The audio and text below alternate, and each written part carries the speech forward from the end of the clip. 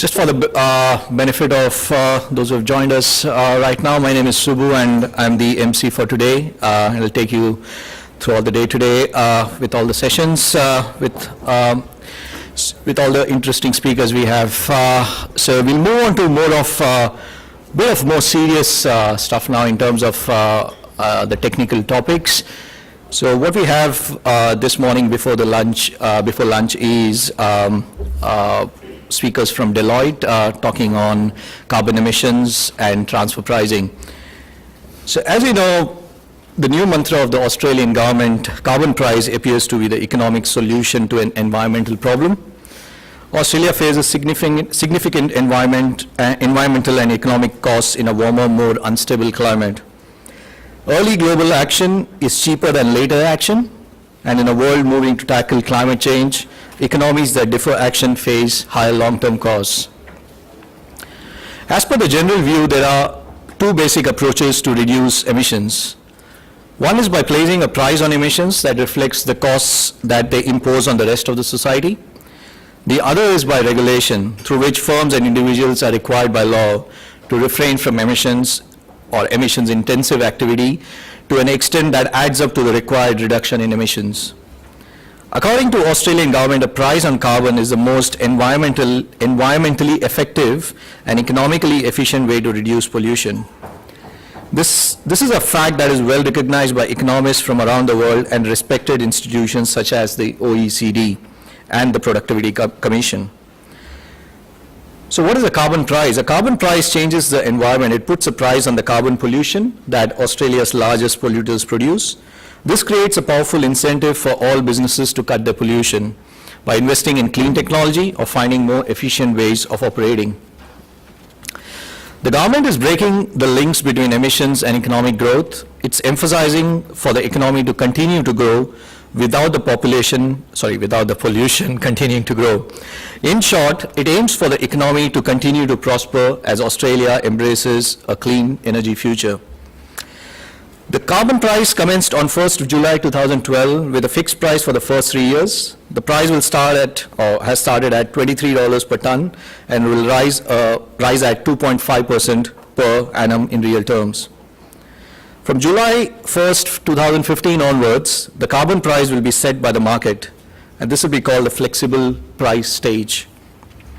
All revenue from the carbon price will be used by the government to assist households with price impacts they face by cutting taxes and increasing payments, also supporting jobs and competitiveness and build the new clean energy future. The government endeavors to support jobs by extensive assistance to businesses affected by a carbon price. The government will allocate around 40% of carbon price revenue to help businesses and support jobs. A jobs and competitiveness program will provide $9.2 billion of assistance over the first 3 years of the carbon pricing mechanism to safeguard jobs and industries which face international competition and produce a lot of pollution. So, the government has a range of measures in place to help Australia's manufacturing and resource-rich regions adapt to a clean energy future and become leaders in sustainable resource source. So now with the aim of providing the audience more insights into the opportunities available through various government schemes and measures, I introduce our next speakers, John Raju and CA Anthony Patrick from Deloitte. John and Anthony are account directors at Deloitte Australia. John is a key member of the government incentives team with Deloitte. John will be presenting on the funding scheme and will provide valuable insights on availing the incentives and funding under the current government's program in Australia. Anthony has extensive experience in providing corporate tax advisory and compliance services across various industries. And Anthony will be presenting on the income tax implications of carbon emissions. So with that, over to you, John.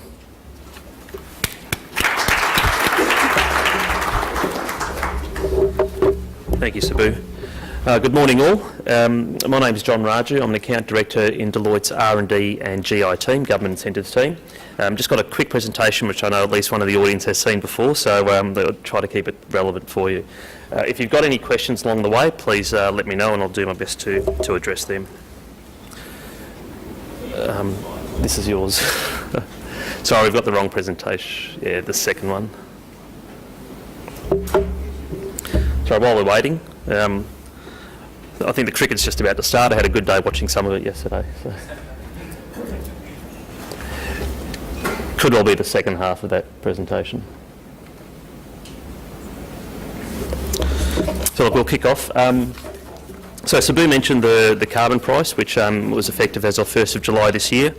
What hasn't got as much attention is the industry assistance package, which the government released to support that, the Clean Energy Future Package.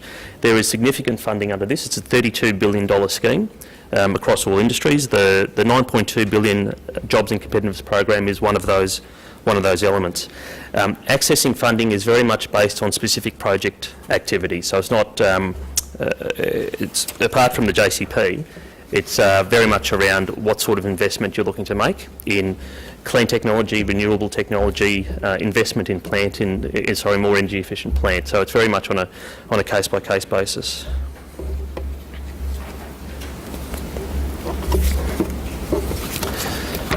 So the next one is a slide, which is an important one, so I have to wait for that.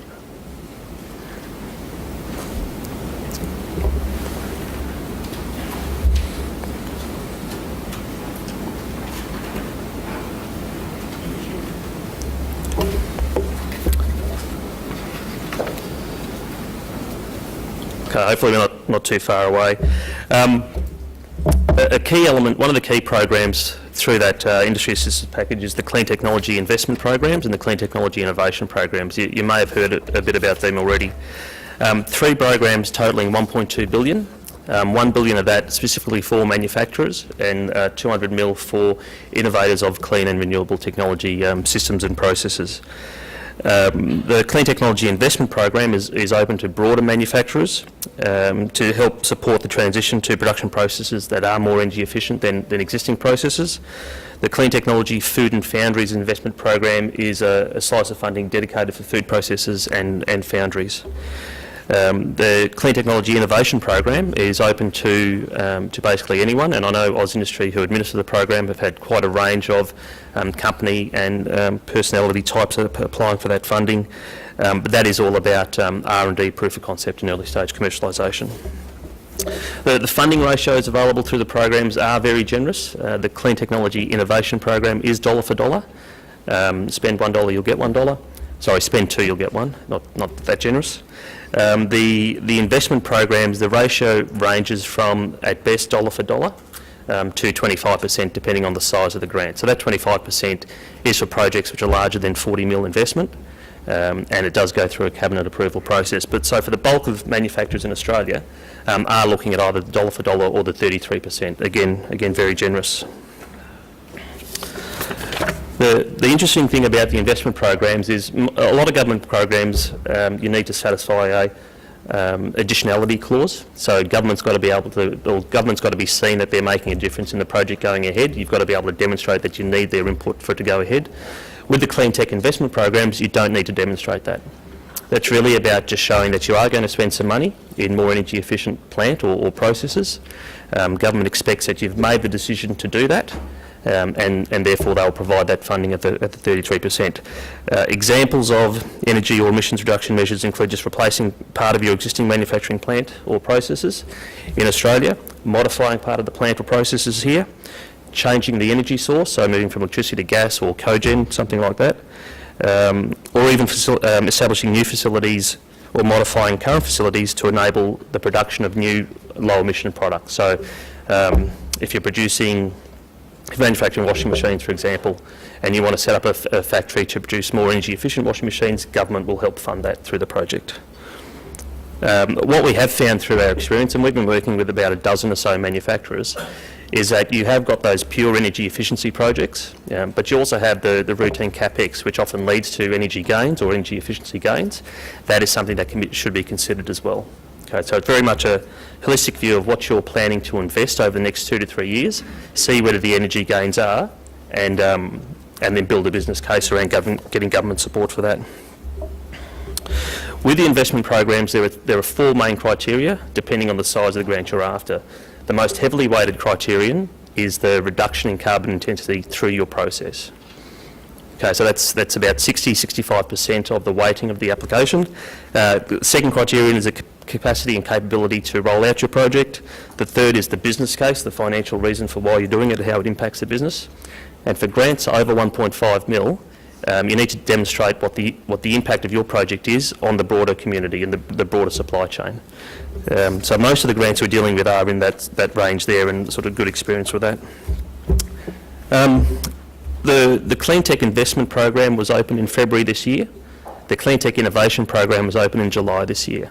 So with the investment program, the uptake had been slow, but now we're at a stage where government has now approved just recently a total of about 120 projects. The grant sizes range from the minimum of 25,000 up to the largest one at this stage is 9.1 million worth of funding. So it's effectively a $27 million project to get that 9.1. The vast majority of those, of the 119, about a dozen are greater than 1 mil, so the vast majority are less than that 1 mil. So really looking at specific pieces of plant. There is an opportunity, and I'll touch on the federal election next year, but there is an opportunity to look at what the broader spend is over the next 2 to 3 year period and look at getting some funding for that. The examples of the percentage reduction in carbon emissions for approved projects, one was 71% reduction in carbon emissions by implementing a cogen facility. Changing your energy source from electricity to gas resulted in a 31% improvement for one company. And then there was a 51%, which was a combination of energy efficiency measures, increased capacity, and more efficient plant. So quite broad. The key metrics for this program, there are 3 key metrics. One is the reduction in carbon intensity. So the amount of energy you use to produce one unit of output pre-project versus post-project, the lifetime carbon savings, and the one you won't read about in any of the literature is the grant dollar per tonne of carbon saved. Okay, so there is an upper limit to that, and that's getting lower with every application they receive, and the quality's there, so do need to move quick. I see we're still working on the presentation. I think I'll be done by the time we get there. The $200 million Clean Technology Innovation Program, like I said before, that is a dollar for dollar funding. That program will support innovation in renewable energy, low pollution technology and energy efficiency. So again, that covers R&D, proof of concept and early stage commercialisation. Again, that only started in July of this year, although applications are being lodged. One of the key elements of the $32 billion package is the $10 billion Clean Energy Finance Corporation.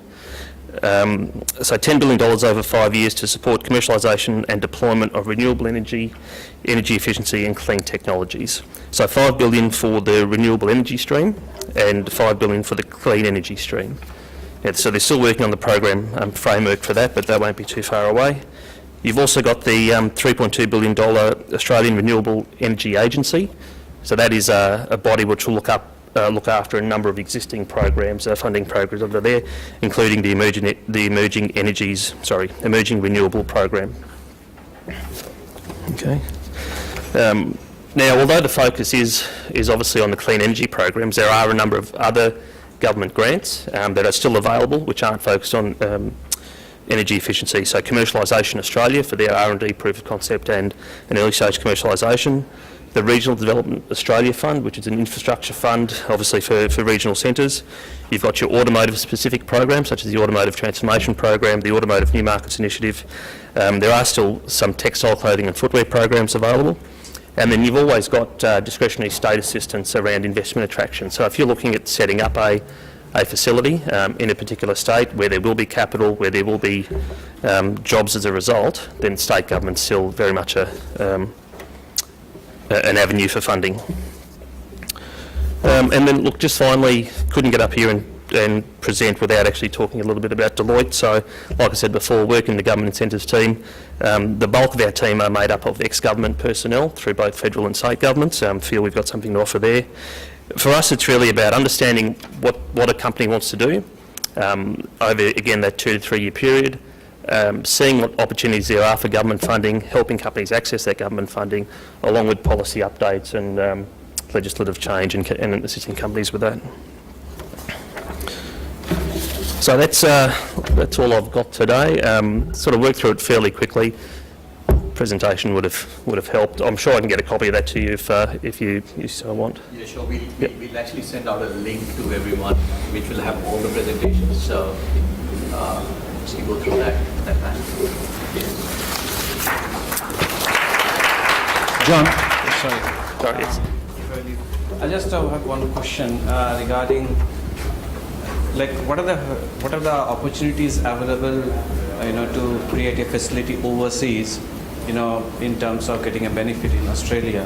Is there specific opportunity? Look, as in setting up something overseas, yeah.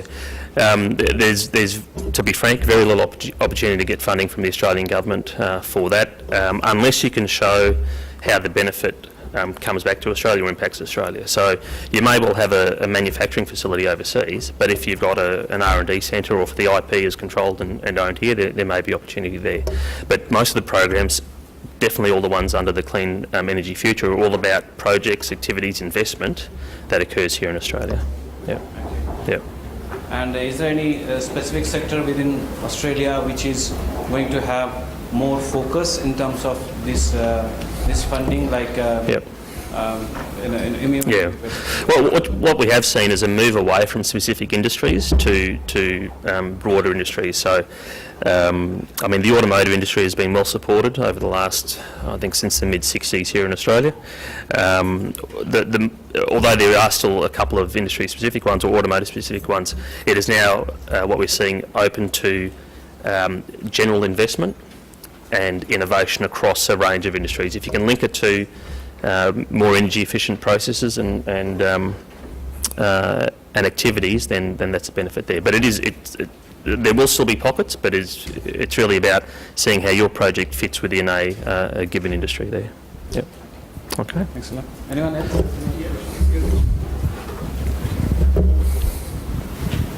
Yeah, does this present any opportunity for trading of carbon credits? Size? Yeah, look, that's a bit beyond my skill set, but from what I understand, it will. I'm probably not in a position to talk about the detail behind that. Sorry. Yeah. Okay. See, a lot of times when we make payment to some supplier, they say you pay like 1% or 2% extra. This money goes to carbon emission program. Something. What exactly that means? Again, it's my understanding is that there will be an impact for the carbon price through the supply chain, and although some companies will be eligible for assistance through the Jobs and Competitiveness Program, which is the carbon permits which come from that, a lot of companies won't. So it's probably just a way of companies trying to recover some of the additional costs that they're getting through that. So how do we contribute? Like, do we simply become part of an association? Because as a small business, how do we contribute to this program to avoid carbon? So what exactly do we do exactly? Yeah. Look, it's a tough one in the sense that to get any sort of direct benefit through government, it's about finding a project which you can tailor to one of those specific programs. Sorry, I'm pointing to the screen, but it's not up there. Otherwise, it's being part of trade associations where you can, or industry associations where you can hopefully drive the discussion points that are important for the key members there. Yeah. Yep. Okay, thank you.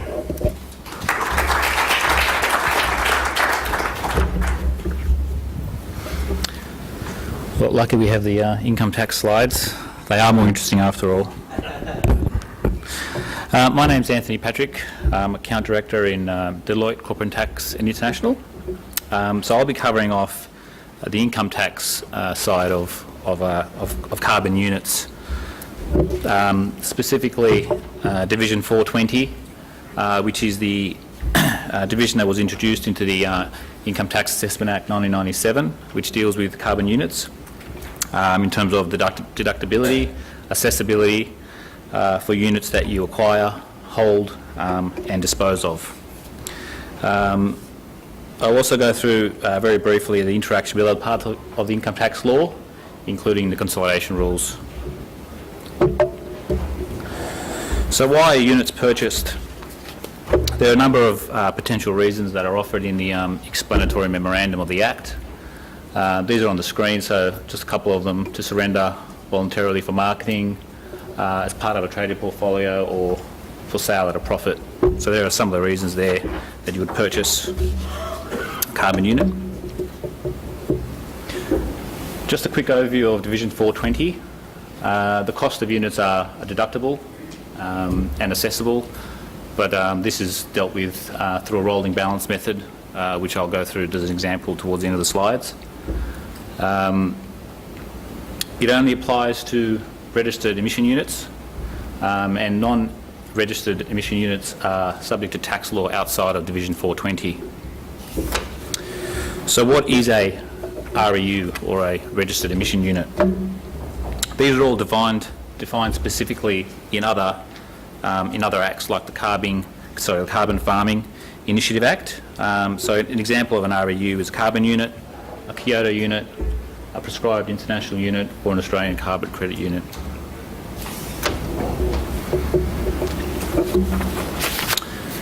So when is an REU held? Well, for income tax purposes, there must be an entry into a registry account, as defined in the Australian National Registry of Emission Units. The holder of an REU is the entity whose registry account there is the entry for the unit. There is a specific look-through rule, so a nominee can't be the holder, so you have to look to the underlying holder. So, for example, a stockbroker who holds the units on behalf of their client. And you become the holder basically when you enter into the registry account.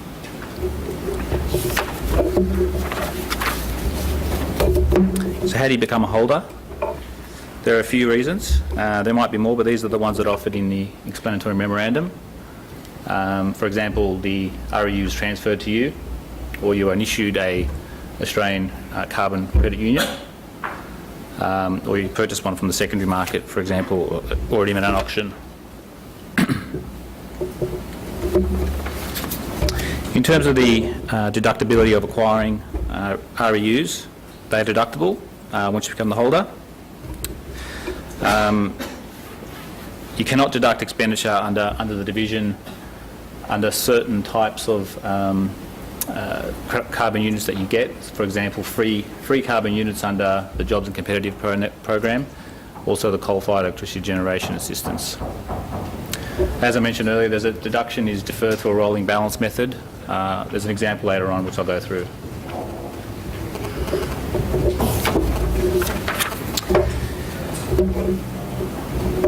In terms of the acquisition, there are rules where you have dealt with associates and you haven't applied the relevant market value. So there are market value substitution rules to make sure that they are transferred at the right price. The rule doesn't apply to carbon units issued at auction because that is deemed to be market value if you're in an auction. And where the transfer pricing rules apply, so for example Division 13, you may have a situation where Division 420 and the transfer pricing rules equally apply, or the transfer pricing rules will take precedence. In terms of the importation of units, which you can import, for example, from your foreign registry account, you start to hold the unit as an REU once it's entered into your Australian registry account. Just importantly, this new division that's been introduced doesn't apply to any units prior to entry into the Australian registry account. So any units that you hold in a foreign account are subject to just the general income tax law, so 6.5 and 8.1, and potentially the CGT rules. The treatment of the imported REUs depend on how they are treated pre-importation. So if they're trading stock or revenue before importation, they are there's deemed disposal of cost and immediate reacquisition for the same amount. If it's not trading stock, there's a deemed disposal for market value and immediate acquisition for the same amount. This effectively means that you can roll it into your Australian registry account without a taxing point until you later dispose of it, for example.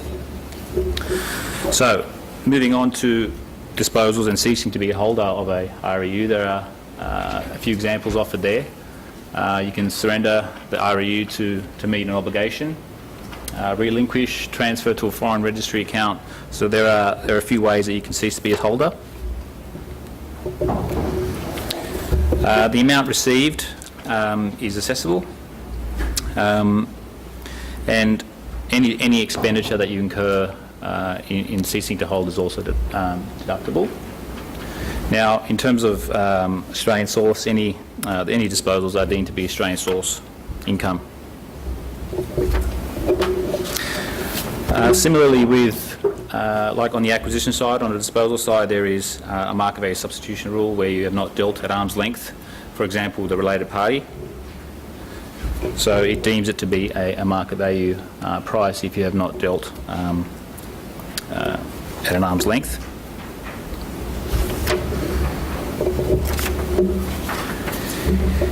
In terms of the export of units, these are deductible, so you can export a unit from your Australian account to your foreign account, for example, carbon units, international emission units and Australian carbon credit units.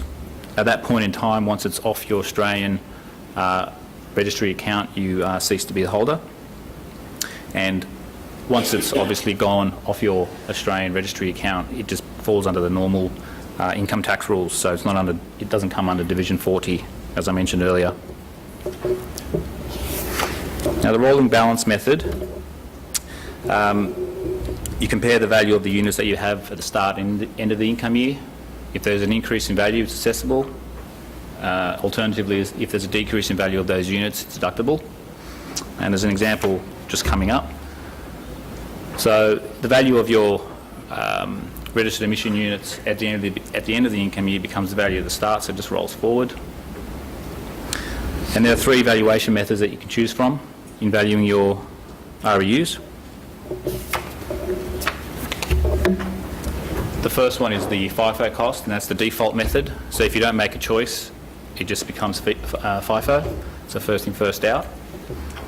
Under this method, you don't have to trace through each of the units, but they are divided into categories of different types, and when you dispose of those units, they're disposed of in order which you acquired it. The actual cost method, that requires individual tracking of cost of each of the units. It's possible because there is a unique identification number for each of those. The market value method just takes its ordinary meaning, i.e. the market value. So that could include carbon units that you potentially acquired at an auction. If you receive free units, the cost is the market value effectively immediately after you begin to hold it. So once you've entered it into your registry account, that becomes your cost. That's for free units, and also for ACCUs, it's also your market value immediately after you hold it.